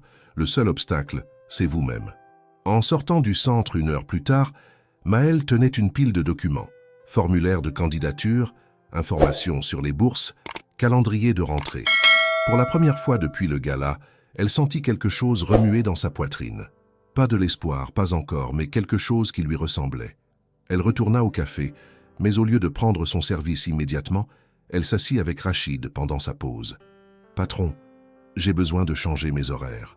Je veux m'inscrire à des cours du soir. » Rachid leva les yeux de sa caisse enregistreuse, surpris. « Des cours ? Oui, pour reprendre mes études. » Un large sourire illumina son visage. « Enfin, je me demandais quand tu te déciderais. Bien sûr qu'on peut arranger ça. Tu es trop intelligente pour rester coincée ici toute ta vie. »« Je ne suis pas coincée ici, » protesta Maëlle. « J'aime ce travail. » Menteuse. Il rit de bon cœur. « Mais c'est gentil de le dire. Allez, va préparer tes dossiers. Et si tu as besoin d'une lettre de recommandation, je connais quelqu'un qui écrit très bien. » Il tapota sa poitrine avec un clin d'œil complice. Les jours suivants s'écoulèrent dans un tourbillon d'activités. Maëlle remplit des formulaires, écrivit des lettres de motivation, contacta d'anciens professeurs pour des recommandations. Le soir, elle lisait des ouvrages de philosophie empruntés à la bibliothèque municipale. Simone de Beauvoir, Albert Camus, Hannah Arendt. Elle redécouvrait ce qui l'avait toujours passionnée, comprendre la condition humaine, questionner les structures sociales, explorer ce qui fait de nous des êtres pensants. Et quelque part, dans un coin de son esprit qu'elle essayait d'ignorer, elle se demandait si Théo pensait encore à elle. Théo Moreau n'avait jamais été aussi malheureux de toute sa vie. Les 2 semaines suivant le gala avaient été un cauchemar méthodiquement orchestré par son père. Réunions interminables avec des actionnaires, déjeuners avec des partenaires commerciaux, soirées mondaines où il devait jouer le rôle du parfait héritier. Jacques Moreau semblait déterminé à effacer toute trace de la transgression de son fils, à le remettre dans le moule prévu pour lui. Elisabeth von Hartmann était omniprésente, invitations à dîner, billets pour l'opéra, promenades fortuites dans les mêmes événements. Elle était belle, intelligente, parfaitement appropriée. Et Théo se sentait suffoqué chaque fois qu'il était en sa présence. « Tu es distrait ?» observa son père un matin dans son bureau de Moreau Finance, un penthouse du 8e arrondissement avec vue panoramique sur la Seine. Les investisseurs l'ont remarqué. Ils se demandent si tu es vraiment prêt à prendre la relève. « Peut-être que je ne le suis pas. » Jacques posa son stylo, fixant son fils avec cette intensité qui avait fait plier des centaines d'adversaires. « Qu'est-ce que tu veux dire ?»« Je veux dire que peut-être cette vie n'est pas faite pour moi. Peut-être que je ne veux pas passer mes journées à jongler avec des milliards, à assister à des galas sans âme, à épouser quelqu'un que je n'aime pas juste parce qu'elle a le bon nom de famille. » « Ah ?» Jacques se cala dans son fauteuil en cuir. « Tu penses toujours à cette fille. Elle s'appelle Maëlle. Je me fiche de son nom. » Le ton de Jacques durcit. « Écoute-moi bien, fils. Tu penses que c'est de l'amour ce que tu ressens ? Ce n'est que de la nouveauté. Elle représente quelque chose de différent, d'interdit. Donne-toi 6 mois et tu l'auras oublié. Comme tu as oublié la femme que tu aimais avant d'épouser maman. Le silence qui suivit était chargé de danger. Jacques se leva lentement, contourna son bureau. Qui t'a parlé de ça? Grand-mère, avant de mourir. Elle m'a raconté comment tu étais amoureux d'une professeure de lycée. Comment grand-père t'avait forcé à rompre pour épouser maman. Comment tu as passé ta vie à regretter ce choix. La gifle fut si rapide que Théo n'eut pas le temps de l'esquiver. Sa joue explosa de douleur, ses yeux se remplirent de larmes involontaires. « Ne parle jamais de ça », siffla Jacques, sa voix tremblante de rage contenue. « Jamais. Tu ne sais rien de ma vie, rien de mes sacrifices. Je sais que tu es malheureux. Je sais que maman est malheureuse. Je sais que vous avez construit un empire au prix de tout ce qui comptait vraiment. » Théo toucha sa joue douloureuse. « Et je refuse de faire la même erreur. Alors que proposes-tu ? Abandonner tout ça pour une fille que tu connais à peine? Vivre dans un appartement minable? Compter tes centimes? Te demander comment payer le loyer? Si c'est le prix de l'authenticité, oui. » Jacques le regarda longuement. Quelque chose de complexe passant dans ses yeux, colère, incompréhension, mais aussi peut-être une pointe de respect. « Tu as jusqu'à vendredi, dit-il finalement. Vendredi, nous organisons la cérémonie officielle de passation. Tous les partenaires seront présents, la presse économique couvrira l'événement. C'est ton moment. Soit tu acceptes ton rôle et tu deviens l'homme que tu es censé être, soit tu refuses et tu perds tout ce qui porte le nom Moreau. C'est ton choix. » Il sortit, laissant Théo seul dans le vaste bureau, face à la vue imprenable sur Paris, cette ville de lumière qui soudain lui semblait terriblement sombre. Ce soir-là, Théo se rendit au seul endroit où il se sentait encore lui-même, la bibliothèque de la demeure familiale. Il s'installa dans le fauteuil en cuir usé près de la cheminée, une bouteille de whisky écossais à portée de main et essaya de mettre de l'ordre dans ses pensées. La porte s'ouvrit doucement. Claire Dubois entra, un panier de linge propre dans les bras. « Excusez-moi, monsieur Théo, je ne savais pas que vous étiez là. Restez, s'il vous plaît. » Il se leva précipitamment. « Je voulais justement vous parler. Comment va Maëlle ?» Claire hésita puis posa son panier. « Elle va bien. Elle reprend ses études. Vraiment ?»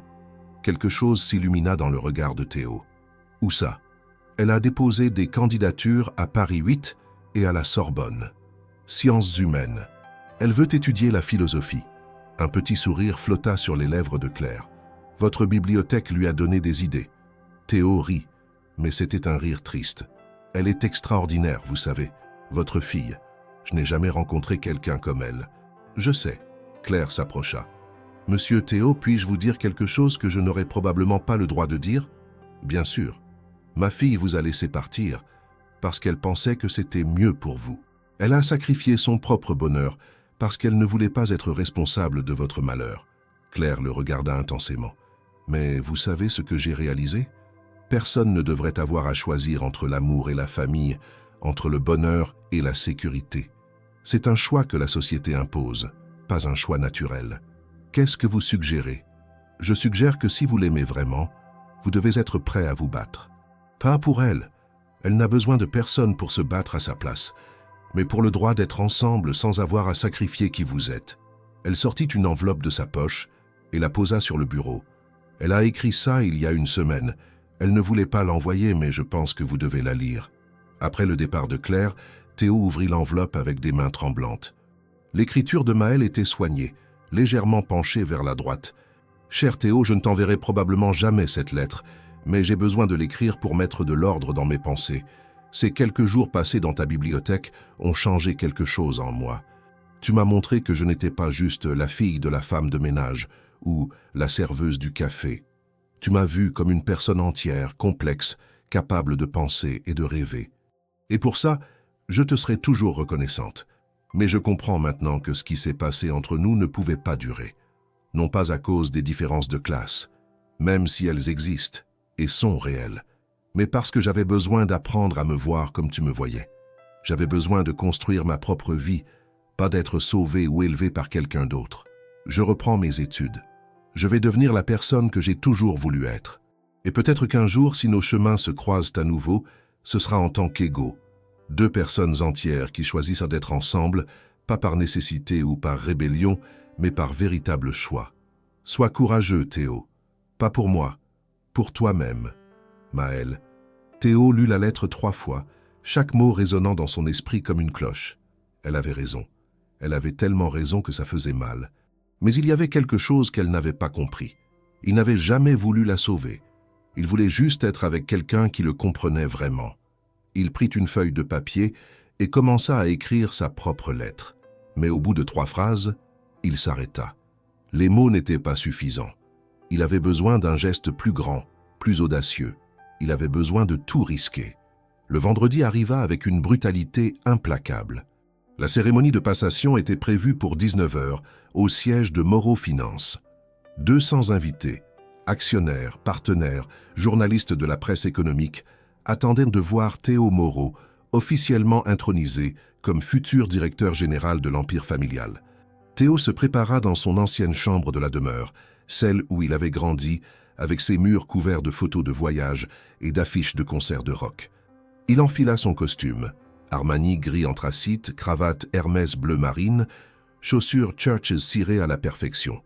Dans le miroir, il voyait le parfait héritier.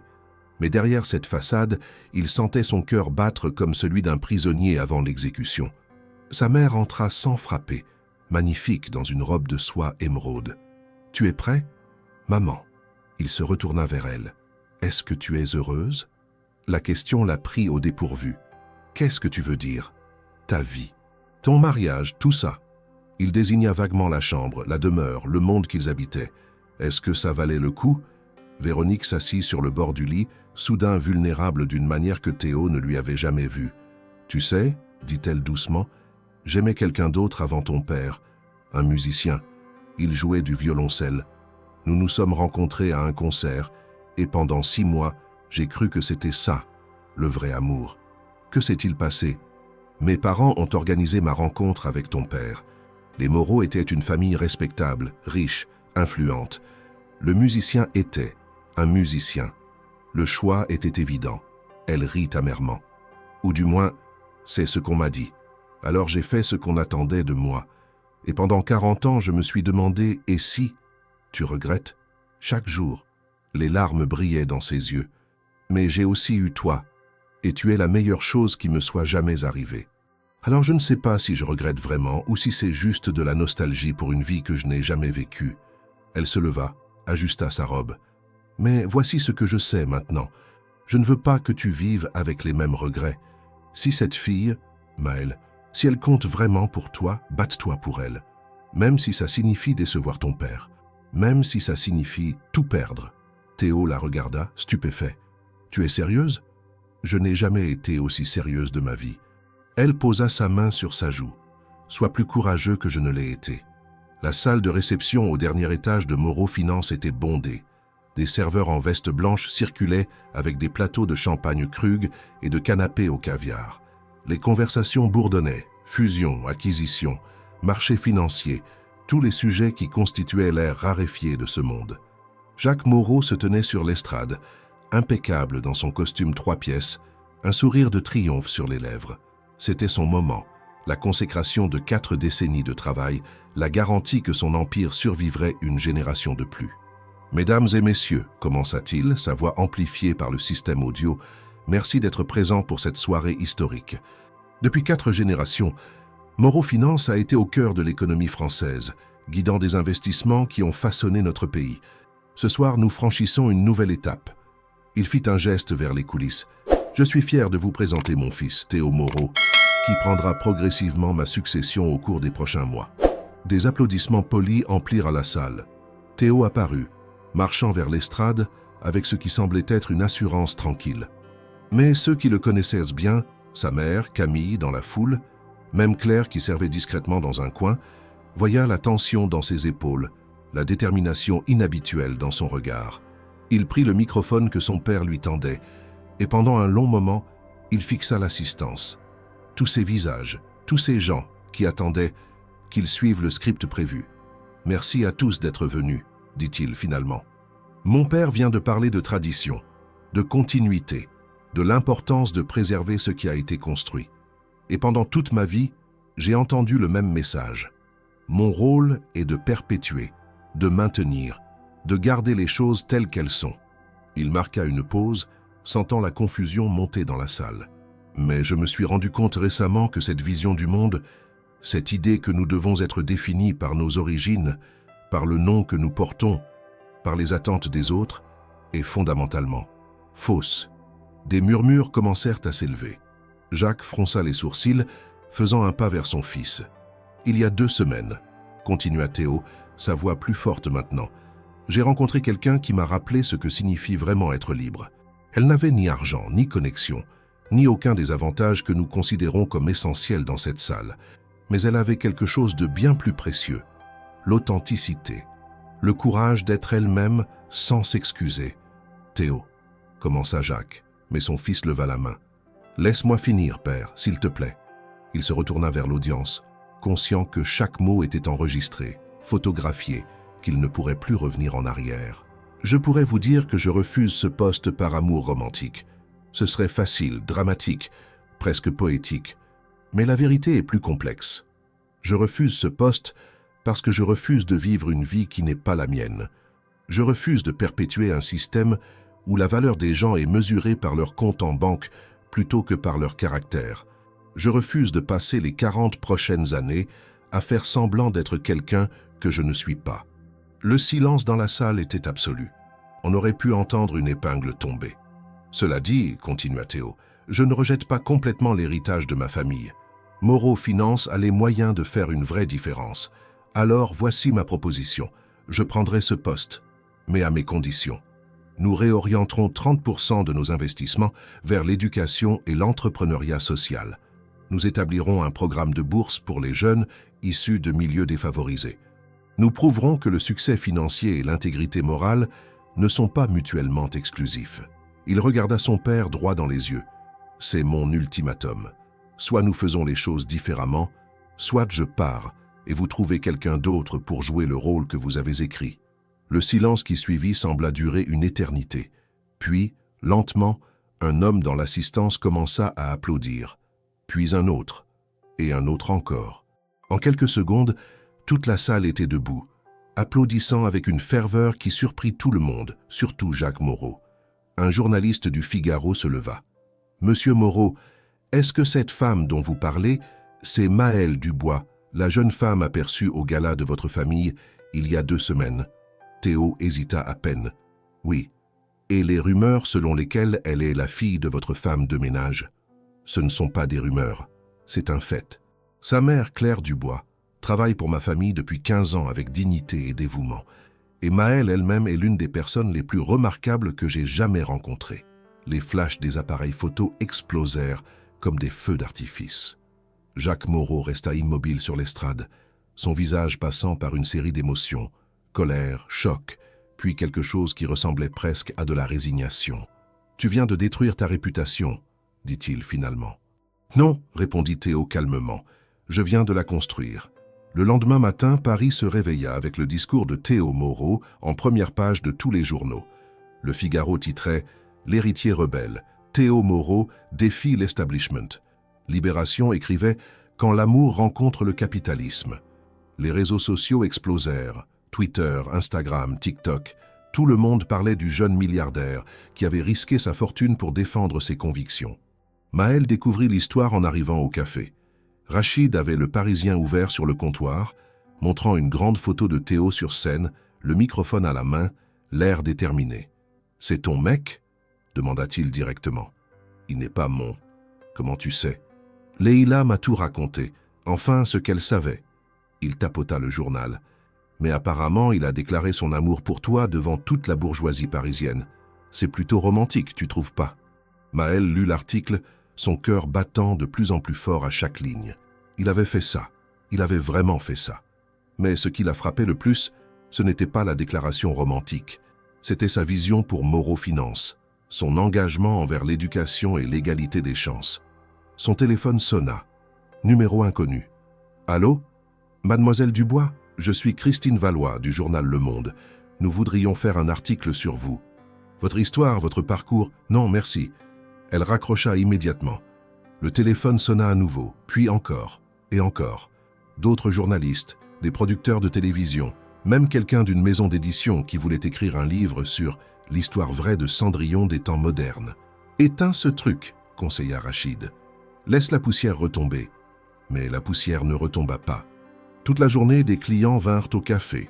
Certains habitués, d'autres curieux, qui avaient localisé le petit matin mentionné dans un article en ligne.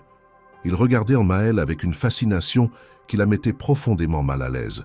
Ce soir-là, épuisée, elle rentra chez elle pour trouver Claire devant la télévision, regardant un débat sur une chaîne d'information continue. L'affaire Moreau, amour ou opportunisme, éteins ça, maman. Ils disent n'importe quoi. Claire était furieuse. Cette femme vient de dire que tu avais manipulé Théo pour accéder à sa fortune. Une autre prétend que c'est un coup de publicité orchestré. Qu'est-ce qu'ils en savent? Maëlle s'effondra sur le canapé. Personne ne connaît la vraie histoire. Alors raconte-la. Maëlle leva les yeux. Quoi? Raconte la vraie histoire. Pas aux journalistes, pas à la télévision, mais à lui. Claire désigna le téléphone. Il s'est battu pour toi devant des centaines de personnes. Tu lui dois au moins une conversation. 3 jours plus tard, par un dimanche après-midi de novembre, Maëlle se tenait devant le jardin du Luxembourg, les mains enfoncées dans les poches de son manteau d'occasion. Théo avait suggéré ce lieu, neutre, public, loin des regards indiscrets de sa famille ou des médias. Elle le vit avant qu'il ne la voie, assis sur un banc près de la fontaine Médicis. Il portait un simple jean et un pull en laine, une écharpe enroulée autour du cou. Ses cheveux étaient décoiffés par le vent, et pour la première fois, il semblait ordinaire, magnifiquement ordinaire. Lorsqu'il la vit approcher, il se leva d'un bond, un sourire incertain sur les lèvres. « Tu es venu. Tu as fait un sacré spectacle l'autre soir. Je sais. C'était stupide? Peut-être. » Elle s'assit sur le banc et il la rejoignit, maintenant une distance respectueuse entre eux. Ou peut-être que c'était la chose la plus courageuse que j'ai jamais vue. Ils restèrent silencieux un moment, regardant les enfants qui faisaient naviguer des bateaux miniatures dans le bassin, les couples qui se promenaient main dans la main, la vie normale qui continuait autour d'eux. « J'ai lu ta lettre, » dit Théo finalement. « Celle que ta mère m'a donnée. Elle n'aurait pas dû. Si, parce que tu avais raison sur tout. Tu avais besoin de construire ta propre vie. Tu ne peux pas être sauvé ou élevé par quelqu'un d'autre. » Il se tourna vers elle. « Mais j'avais besoin que tu comprennes quelque chose. Je n'ai jamais voulu te sauver. Je voulais juste être avec quelqu'un qui me comprenait. Théo, laisse-moi finir, s'il te plaît. » Il prit une profonde inspiration. Ces dernières semaines ont été un enfer, mais elles m'ont aussi forcé à faire des choix que j'aurais dû faire depuis longtemps. J'ai accepté le poste chez Moreau Finance, mais uniquement parce que j'ai le pouvoir maintenant de changer les choses. Le programme de bourse dont j'ai parlé, il commence en janvier. Nous avons déjà financé 50 bourses complètes pour des étudiants issus de milieux défavorisés. C'est formidable. Et ton nom est en haut de la liste. Maëlle le fixa, bouche bée. Quoi? Si tu acceptes. Bourse complète pour 4 ans à la Sorbonne, logement étudiant inclus, allocation mensuelle. Tout ce dont tu as besoin pour te concentrer sur tes études. Je ne peux pas accepter ça. Pourquoi pas? Parce que ça ressemble à de la charité. Ou pire, à un paiement pour rien. Il coupa court. Tu es la première sur la liste parce que tu as le meilleur dossier, parce que ta lettre de motivation était brillante, parce que 3 de tes anciens professeurs t'ont recommandé avec des éloges extraordinaires. Pas parce que je t'aime. Le mot « amour » flotta entre eux, énorme et terrifiant. « Tu m'aimes » murmura Maëlle. « Oui, aucune hésitation. Je t'aime. Mais je comprends si c'est trop tôt, si tu as besoin de temps. Je ne veux pas que tu reviennes vers moi par gratitude ou par pression. Je veux que tu reviennes, si tu reviens, parce que tu as choisi, librement. » Maëlle sentit les larmes couler sur ses joues. « Tu as tout risqué. J'ai risqué des choses qui ne comptaient pas vraiment. L'argent, la réputation, l'approbation de gens qui ne me connaissent pas. Mais j'ai gagné quelque chose de bien plus précieux, le droit d'être moi-même. » Elle rit à travers ses larmes. « Tu sais ce qui est drôle? Pendant des années, j'ai pensé que les gens comme toi avaient tout. Mais tu étais aussi prisonnier que moi, juste dans une cage dorée. On est tous prisonniers de quelque chose. » Il tendit prudemment sa main et après une hésitation, elle la prit. « Mais peut-être qu'on peut être libres ensemble. » Le printemps parisien explosait en bourgeons roses et blancs le long de la Seine. Les terrasses des cafés se remplissaient de nouveau, les touristes envahissaient le Trocadéro et la ville semblait renaître après l'hibernation hivernale. Maëlle Dubois, étudiante en première année de philosophie à la Sorbonne, boursière du programme Moreau-Éducation, se tenait dans l'amphithéâtre Descartes devant 200 étudiants et professeurs pour présenter son travail de recherche sur les structures sociales et la liberté individuelle, une lecture contemporaine de Sartre. Sa présentation fut brillante, articulée, profonde, montrant une compréhension nuancée tant de la théorie philosophique que de son application dans le monde réel. Quand elle termina, les applaudissements furent authentiques et enthousiastes. Dans le fond de la salle, Théo regardait avec une fierté qui lui serrait la gorge. À côté de lui, Claire essuyait discrètement ses larmes.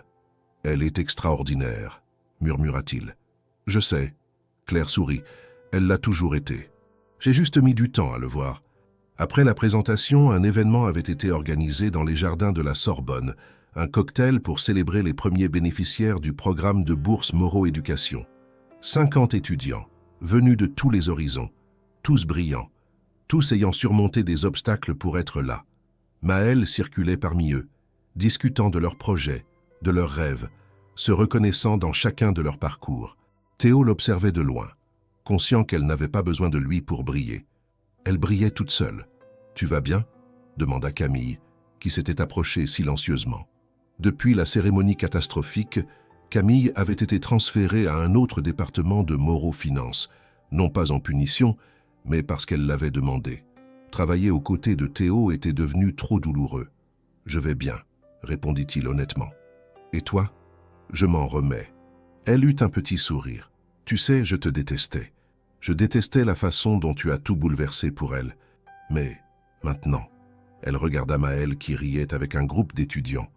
Maintenant, je comprends. Elle a quelque chose de spécial. Et toi aussi, tu es différent. Plus heureux. Merci, Camille.